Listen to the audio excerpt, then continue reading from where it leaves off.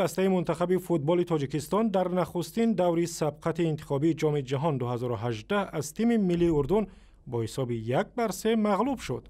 بازی شب 11 میلیون در ورزشگاه مرکزی دوشنبه با حضور 19,000 مخلص از جمله امام علی رحمان برگزار شد. گل‌های منتخب اردن را حسن عبدالفتاح در قسم اول و آخری قسم دوم بازی زد. گل منتخب تاجیکستان را منوچهر جلیلوف در دقیقه 66 وارد دروازه رقیب کرد. منتخب تاجیکستان در سبقت انتخابی قهرمانی جهانی سال 2018 در گروه بی با تیم‌های ملی استرالیا، اردن، قرقیزستان و بنگلادش رقابت می‌کند. صحبت برنامه امروز هم درباره سبب‌های باخت تیم ملی تاجیکستان است و با شارح رادیو آزادی نصرالله لطیف.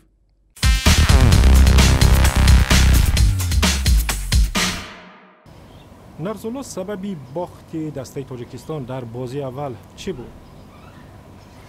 طاهر، سبب باخت دسته منتخب تاجیکستان با اردن گوناگون است و به اندیشه من سبب اصلی در آن است که رقیب دسته خیلی پرقوت پرزوری آسیا به شمار می رود و 4 سال مقدم این دسته یکی از مدعیان سبقت نهایی بود و بعدا این بازی اولین بود بین دو دسته و همدیگر را این دسته ها حالا خوب نمی شناختند.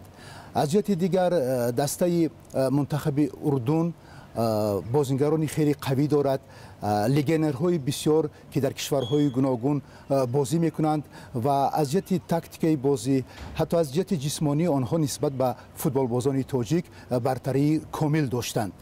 اینچنین باید گفت که دسته منتخب اردن به این بازی آمادگی خیلی قوی دیده است و قبل از این بازی 2 بازی دوستانه نیز انجام داده است. ولی دسته منتخب تاجیکستان متاسفانه پیش از این بازی یگان بازی سنجشی انجام نداد.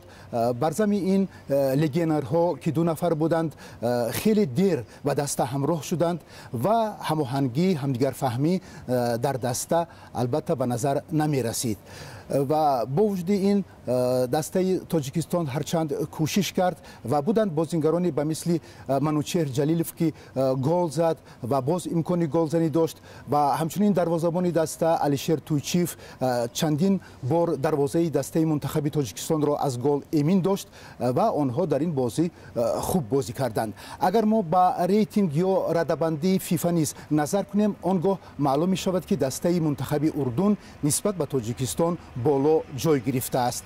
اردن در جای 130 و تاجیکستان در جای 139 قرار دارند.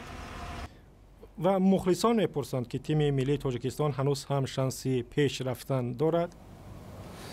این البته نخستین بازی سبقت انتخابی جام جهان 2018 در قاره آسیا به شمار می رفت و حالا دسته ها شانس خود امکاناتی به دور بعدی گذشتن را کاملا از دست ندادند، همچنین دسته منتخب تاجیکستان.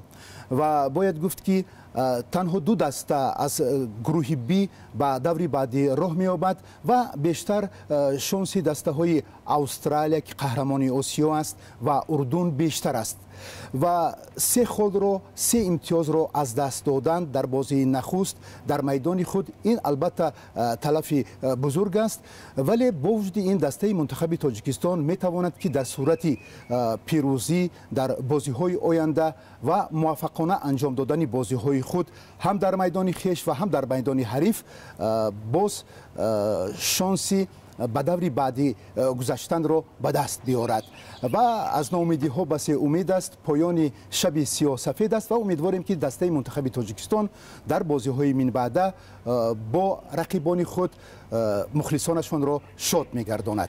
تشکر. همکارم نصرالله لطیف از شهر دوشنبه صحبت می‌کرد.